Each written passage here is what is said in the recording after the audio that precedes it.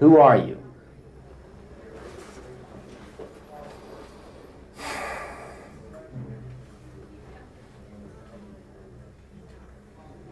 This is Richard Ramirez. He is probably ranked among the 10 most terrifying serial killers in the world.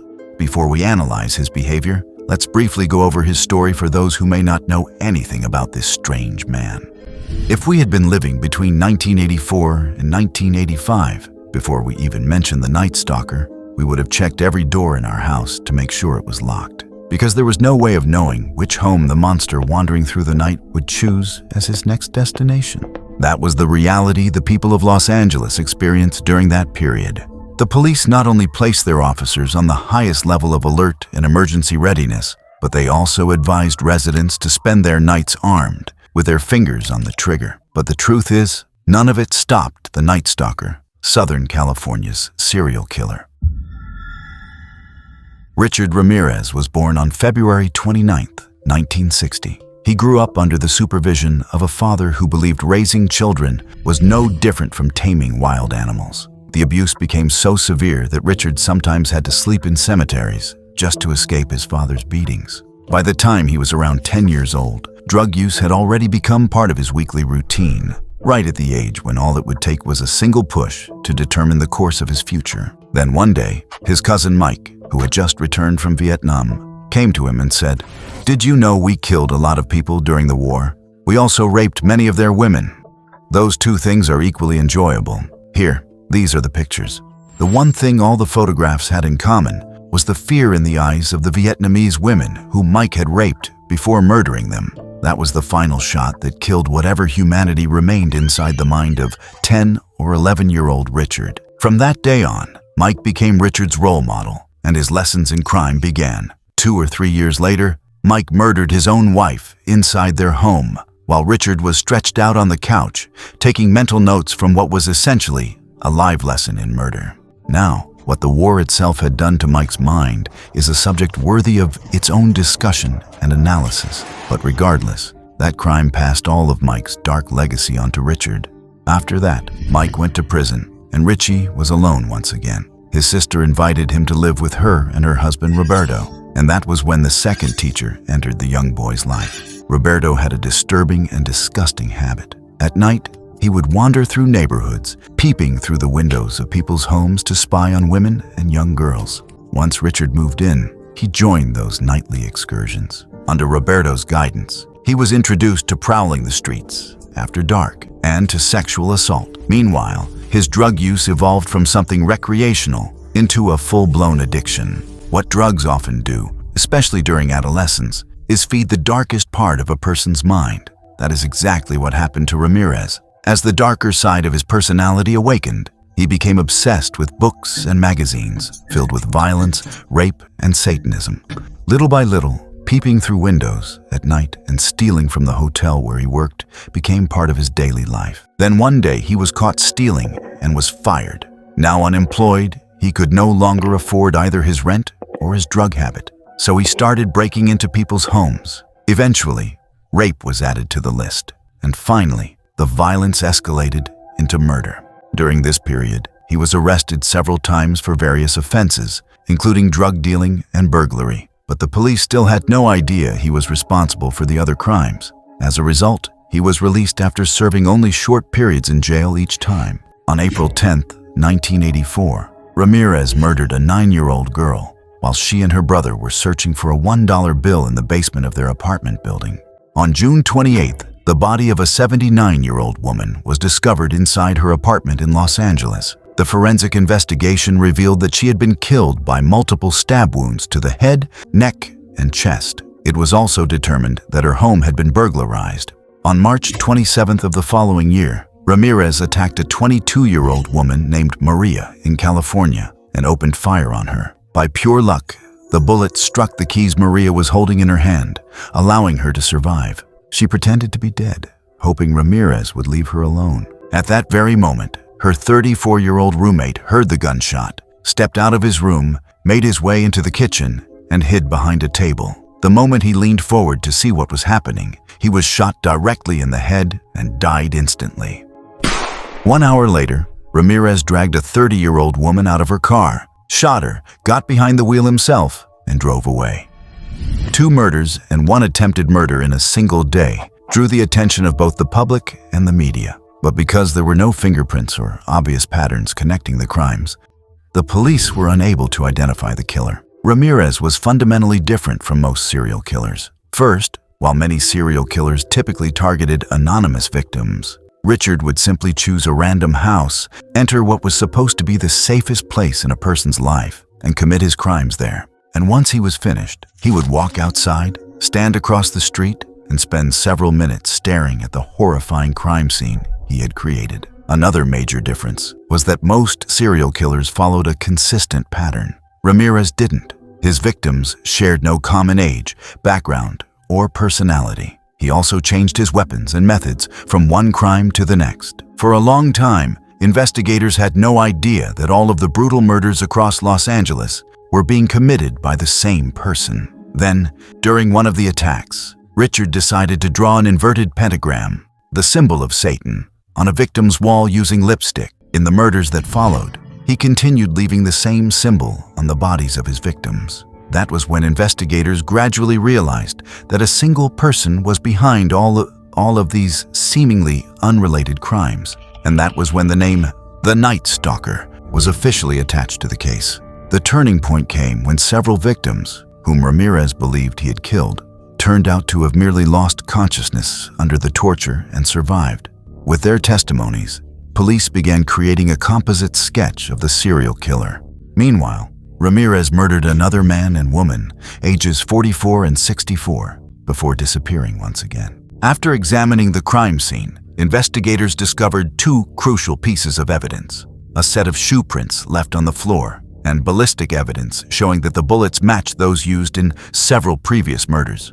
For the first time, it seemed the police were only one step away from catching the Night Stalker. Reports show that over the following months, Ramirez continued his killing spree with the same determination and intensity as before. Then one night, while breaking into a house in California, he was spotted by a 13-year-old boy named James. James immediately began shouting, alerting his family and the neighbors. Ramirez ran back outside, jumped into a car he had stolen sometime earlier, slammed on the gas, and sped away. But James managed to remember the car's make, its color, and part of its license plate number. That was enough for the police to locate the vehicle, recover Richard's fingerprints, and finally uncover the true identity of the Night Stalker.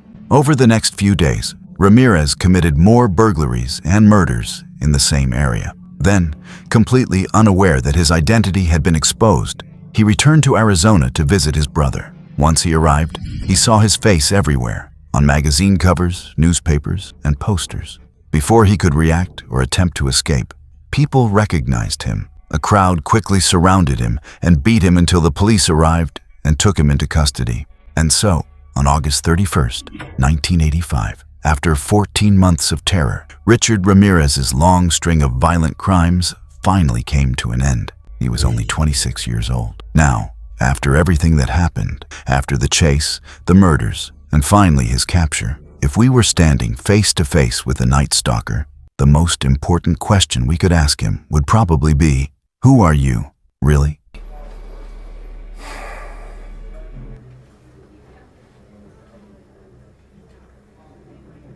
Just a guy. That long pause and the deep breath he takes before answering could mean several different things. Maybe he needs a moment to think because he doesn't know what to say. Or maybe he's trying to take control of the conversation. Either way, there is also a certain amount of anxiety visible in him. He may simply be trying to manage his stress. At this moment, Richard is experiencing powerful and deeply emotional feelings. Whenever someone experiences intense emotions, their heart rate increases. As a result, the body demands more oxygen, which often leads to a deep breath.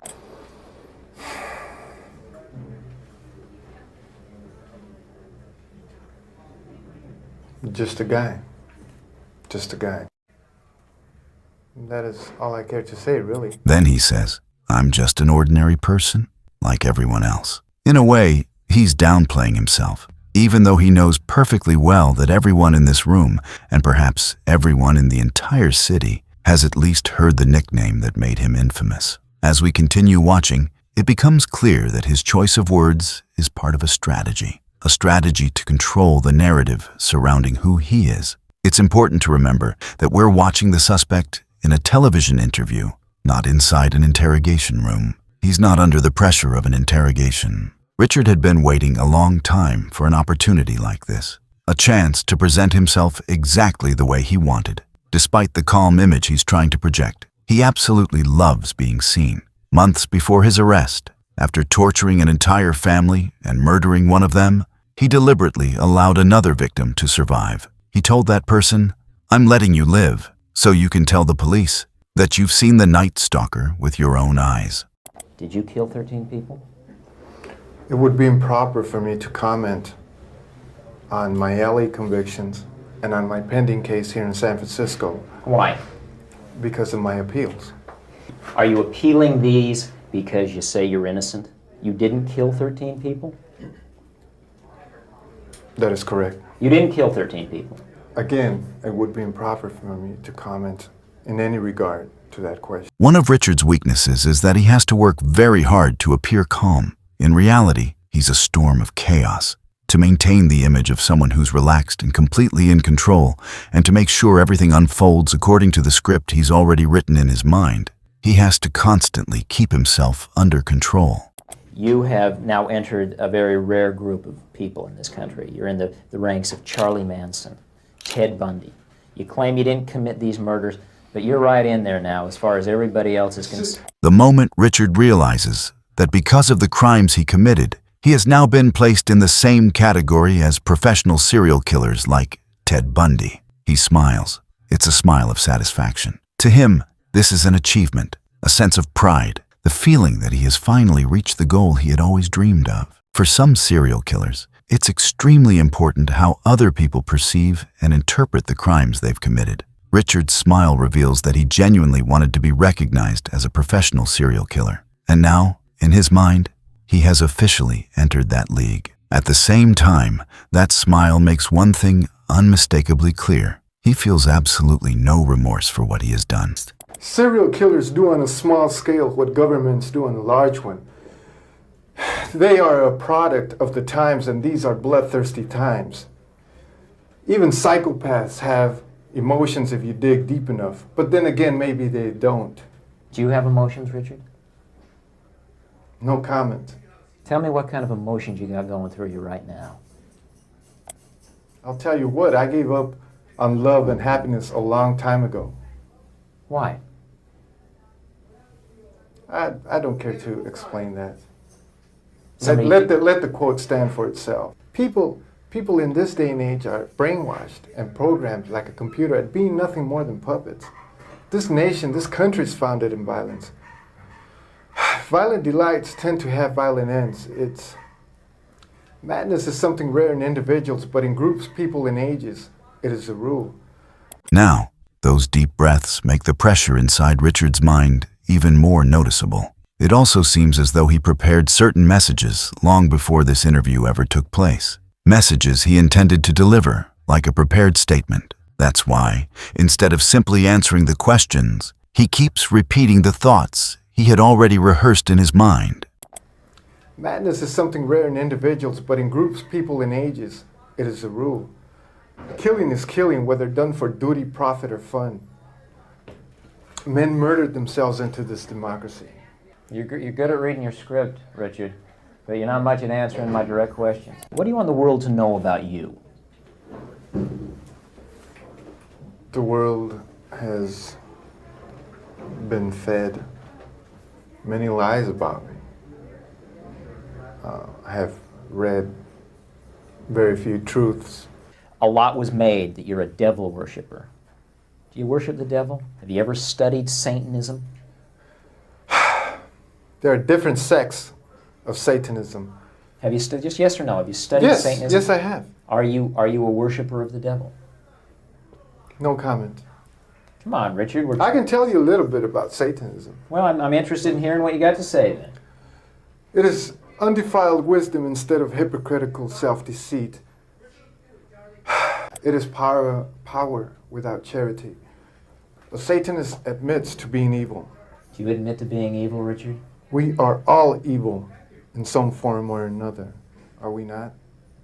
Pay close attention to Richard's eyes. It's an intense, fixed stare, without even blinking. You can sometimes observe this behavior in ordinary people under very specific circumstances. However, according to research, it appears more frequently in individuals with certain psychological disorders. An unbroken stare can intimidate the person sitting across from him. And as we've already discussed, this offender enjoys frightening people. This behavior can also signal strong self-confidence and, at the same time, a great deal of pride. In some interviews, behavior like this puts so much psychological pressure on the interviewer that they lose control of the conversation or even end the interview altogether. Even so, the more likely explanation for Richard's unwavering stare remains the presence of psychological abnormalities. I'm asking you the questions, my friend.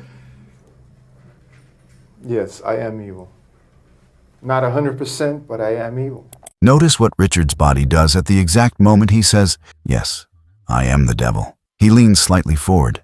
That's because this is the single most important message he wants everyone to hear. He wants every person watching this interview, even if it's only for a brief moment, to feel afraid. That fear gives him energy, just like every murder he committed did. This is another way human beings can experience a sense of power. Looking back at Richard Ramirez's case from this perspective, we can see that he wasn't driven only by theft or murder. He was chasing the feeling of power that came from seeing terror in other people's eyes, just like the photographs his cousin had shown him when he was a child, the pictures of terrified Vietnamese women. Evil has always existed. The perfect world most people seek shall never come to pass, and it's going to get worse. The great epochs of our life is when we gain the courage to rebaptize our evil qualities as being our best qualities. That's it. Thank you. Photographs outside the room, Shut the gentlemen. camera. As soon as Richard Ramirez was arrested and his television interviews were broadcast, he gained an astonishing number of admirers. Many of the very people who, only days earlier, had been too terrified to sleep at night, began sending him love letters, driven by a form of sexual attraction known as hybristophilia, the attraction to violent criminals. Eventually, one of those women, named Doreen, won the heart of the man who had terrorized her own city after sending him 75 letters. The two were later married. Even more surprisingly, after spending some time in prison, Ramirez separated from Doreen and later married a 23-year-old woman named Christine. In the end, on September 20th, 1989, Richard Ramirez was convicted of 13 counts of first-degree murder, 5 counts of attempted murder, 11 counts of sexual assault, and 14 counts of burglary. On November 7th of that same year, he was sentenced to death in the gas chamber, but the execution was never carried out. While waiting on death row, Ramirez developed serious health complications. In early June 2013, he was transferred to Marin General Hospital. He died there at the age of 53. I think most humans have in them the capacity to commit murder. It is not because... No, we don't, Richard. They choose not to, not because they are morally superior, as they so commonly claim, but because they are imprisoned in a web of responsibilities, commitments, beliefs, and sentiments. Richard. And that would render murder an absurd gamble or ridiculous self-destruction.